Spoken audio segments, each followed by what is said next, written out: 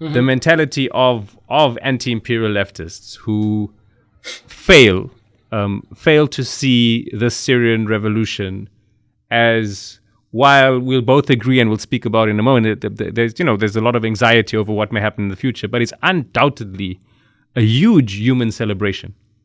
And just why is it that there's all sorts of, this is a CIA coup, this is an American victory, this is a Zionist victory, this is not in the interests of the Syrian people, when every image we're seeing, every soundbite we're hearing from Syrians say the opposite. What drives that mentality? I mean, we've spoken about it a bit, but let's build on that. What do you think drives this weird mentality? Anti-imperialism to me is nothing short of a religious cult. It's an a-religious or anti-religious religious cult. By that I mean there's a dogmatic preset belief that there are good and evil, immovable objects, right? You need to put this as your structure and go and rigidly view the world through this. And it's a dichotomous, black on white, immutable, unchangeable, no degrees, no shades of gray in between in terms of the conceptualization of the world. And it's justified by a moralist argument, which is sort of like moralist religious purists do it, especially the ones who are really extremists, right? My moral view is black on white. There's a definite good, there's a definite bad, and therefore I need to paint people into these boxes where they belong to either good or bad, black or white, right? And then I justify my worldview based on these players being this way, and I always see the white doing white things. Whatever they do gets whitewashed. So if my Nicolas Maduro kills a few people, it's because they're imperialists. It's because they're driven by the United States. The United States is imperialist. Imperialism is the root of all evil. Everything and anything that the United States says, I'm really happy about the people demonstrating in Venezuela. Oh, they're paid by the CIA. So Nicky Maduro, our boy, is only doing God's work, really, when he's killing off these people. And he's not even killing them. It's all propaganda. The whitewashing, the gaslighting starts. And it's all justified in the name of a good cause. I'm pro-Palestinian, right? I'm a white, tanky, pro-Palestinian, supposedly, right? Ashfaq, I'm going to say an anecdote here, if you don't mind. Please go for it. Just a tiny little anecdote. If I can count the number of times that I've been stopped in demonstrations for Gaza or for Syria by white tankies who were telling me, the Syrian, who got kicked out of my own country, who still has family in Syria, who suffered, who knows people who died in detention, friends of mine. And this desktop white warrior, right, tells me what I need to know about Syria. I mean, the condescension, the paternalistic attitude, the chutzpah, the sheer, I can't find a word, but BS, right? That these people are capable of telling me what I need to know about my own suffering, telling me what I need to know about what is good and bad in Syria, telling me that I need to lose my home or my family because this is good for Palestine. What do you know about Palestine? You've just learned about it a couple of days ago in a meeting of your anti-imperialist league.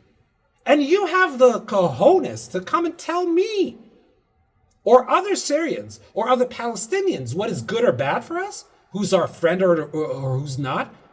You're telling me that you know because you follow democracy now, you know better about the world than me? And I'm a political scientist, mind you. I do this for a living. And you Palestinian. And I'm Palestinian too. And I am supposed to take this from a person with like zits that's just broken out of puberty, who doesn't know anything about the world. And they know better about Syria than myself. People like us, Ashfaq, I'm not saying this to gain any sympathy, and I'm not saying this to get any moral, higher ground here. But we've been living with 13 years of pure and utter crap being thrown at us. by people who don't know anything, claiming to themselves moral high ground, better understanding of the world, condescending, paternalistic attitudes, mostly male, by the way, in a supposedly progressive movement. Like Roger Waters. I'm a big fan of Pink Floyd's, right? Roger Waters does not have any right to go on stage and say the White Helmets are a CIA created organization. What do you know?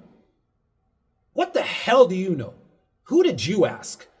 A couple of Instagram influencers who are, probably on the pay list of Russia Today or something of that sort, or just as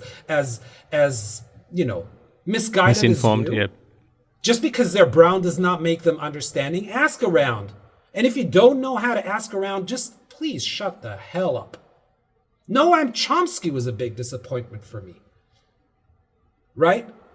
A lot of people who claim to themselves an anti-imperialist stance put us in a corner.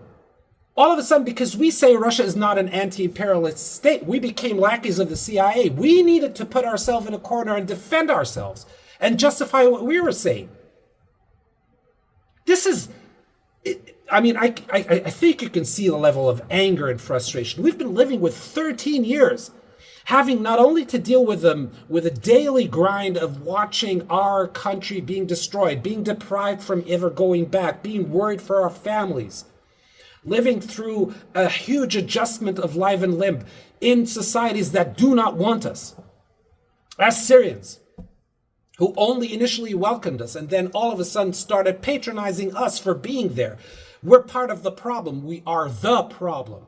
We have to live with that and then live with the BS from people who know absolutely nothing about the situation we came from, telling us what to think, claiming for themselves the moral high ground. Even people like me who know what it means to resource and search for resources. This is what I do for my bread and butter. And someone who I wouldn't even accept as a student in one of my classes, coming to tell me a thing or two about Syria. That's chutzpah. That's what we've been living with for the past 13 years, man. No, I completely appreciate your honesty and your anger, and I think I'm really sorry for that. No. It's please. I mean, the more expressive you are, the better. As a brown person, I reserve the right for that every once in a while. I think it's just beyond brown people. But I think, what the comment I want to make is that I find this very interesting, but not surprising. That yes. It's always a double injury. Firstly, there's the massive displacement and destruction that you have to see. And it's almost like on a visceral level, the robbing of your narrative about what happened to you sometimes is even more painful. It's like really weird. And I'm not saying it is more painful. I'm just saying it's after what's left, after you've seen destruction, your own voice is possibly the only thing you still want. It's adding insult to injury. It's completely in our wound. And it happens with most displaced, dispossessed. We see it happening. It's why the Palestinian issue raises the blood temperature so much, because there's this entire stripping of narrative, and in a weird way, because in a large way Syrians have had to suffer that, but they've also had to suffer this narrative of robbing you of your own support of the Palestinian cause as common Arabs and common people and people who are living, if not under occupation, dictatorship and horrendous, rule, right? So it completely. It's the moralizing part of this, the self-appointed absolutely by anti-imperialists of all hues. But more insultingly by North American and European, non-Syrian, non-global South, pro-Palestinian, pro-global South causes, the moralizing and pontificating and holier-than-thou attitude that sells itself as, out of humility, because we're apologetic for our country's roles in the suffering of global South. We're going to become more gung-ho about this than you, and we're going to tell you what we want. And it's one of the things that happens with anti-imperialism is We belong to an imperialist nation as the United States. So we're the center of all evil. We're going to be, as white saviors, the center of everything that's good about Absolutely. this. And we're going to tell Absolutely. you what you need to do without saying it in so many words, but actively, basically becoming both the crux of the problem, but the resolver of this, by this absolving ourselves from the moral guilt that we've appointed to ourselves. That's not helpful.